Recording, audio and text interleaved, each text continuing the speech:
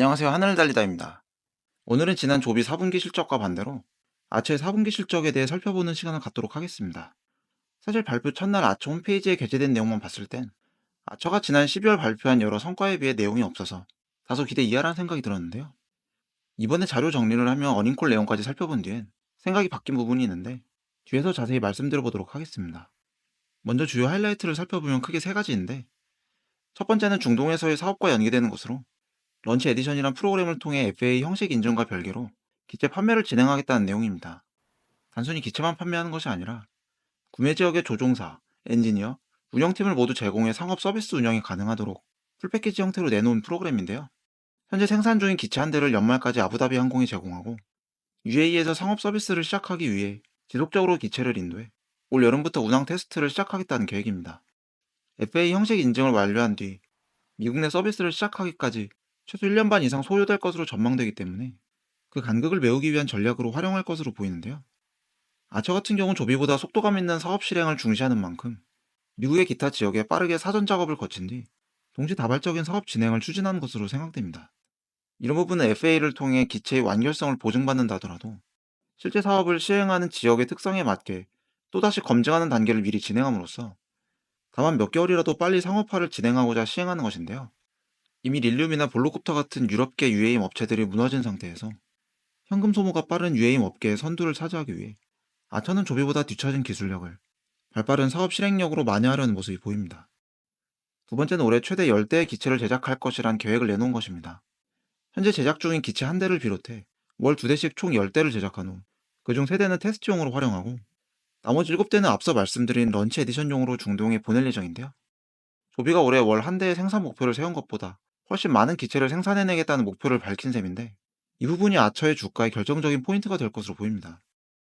조비가 이미 5대를 생산한 뒤 한창 비행 테스트를 진행 중인 것에 비해 자체적으로 테스트를 완료했다고 하나, 공개된 적 없는 아처의 기체가 과연 문제없이 목표한 기체 운항을 할 수 있을지가 굉장히 중요한 부분이라고 할 수 있는데요.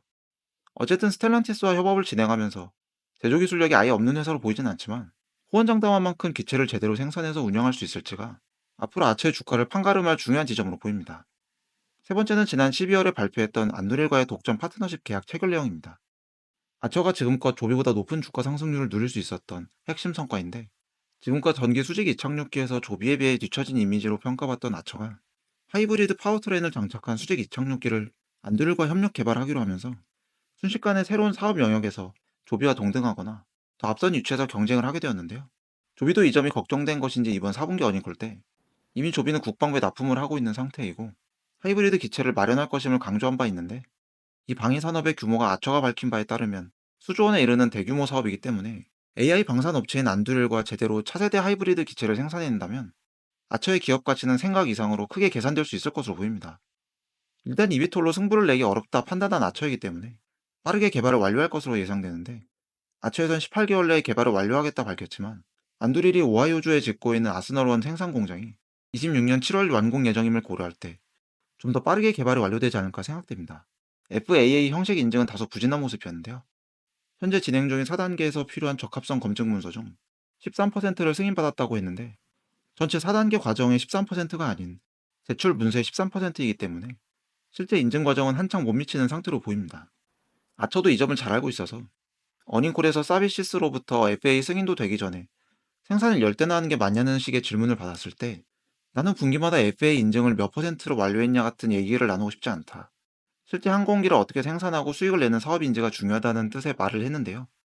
FAA 형식 인증이 미진한 건 맞지만 만약 이 점이 FAA 프로세스의 문제지 기체 자체의 문제가 아니라면 아처의 FAA 형식 인증 문제는 주가에 끼치는 영향을 생각했을 때 생각보다 큰 문제가 아닐 수도 있습니다.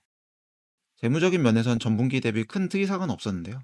운영 비용은 전분기와 동일한 1억 2천만 불을 소모했고, 2024년 전체로 보면 5억 1천만 불을 지출함으로써 전년 4억 5천만 불 대비 13% 정도가 증가했는데, 이 부분은 항공기 R&D 비용 증가와 제조시설 건설 비용으로 인한 것으로 자체적인 집행 범위 내에 이루어졌다고 밝혔습니다. 현금은 매분기 조비와 유사하게 1억 불 정도를 사용하고 있는데, 올해 유상증자 같은 자금 조달을 통해 8억 3천만 불을 보유한 상태이고, 지난 1년 전에 비해 3억 7천만 불이 늘어나 2년치를 버틸 수 있는 자금을 마련한 상태입니다. 이번 실적을 자세히 살펴보면 아처가 왜 대장주로 평가받는 조비보다 주가 상승폭이 큰 것인지 그 실마리를 찾아볼 수 있는데요. 그에 대한 얘기는 다음 시간에 해보기로 하고, 개인적으로 UM 섹터에선 조비만 투자하고 있던 저 역시 이번 실적을 통해 아처도 일부 포함을 시킬 계획을 하게 되었습니다. 아처가 조비보다 기술적인 면에선 증명되지 못한 부분이 있음에도 분명 상업적 결과물은 빠르게 가져올 수 있는 강점도 있기 때문에 장기 투자는 조비, 중단기는 아처로 섞어 가져가는 것이 효과적이겠다는 생각이 들어 아처도 포트폴리오에 넣으려고 하는데요. 그간 아처가 조비에 비해 비행 성과물이 보이지 않는 점이 매수하기 꺼려지는 부분이었는데, 물론 지금도 기체가 날아다니는 모습을 보여주진 못하고 있지만 우려를 상쇄할 만큼 충분히 주가를 올릴 만한 요인을 갖추고 있다고 판단돼요. 조비와 아처 둘 다 가지고 가는 게 맞겠다는 판단이 들었습니다. 과연 아처가 이런 제 기대만큼 앞서 얘기한 성과를 실제로 구현할 수 있을지 꾸준히 지켜봐야 할 것 같습니다. 하늘을 달리다. 오늘은 아처의 4분기 실적에 대해 살펴봤습니다. 다음 시간에 뵙겠습니다. 감사합니다.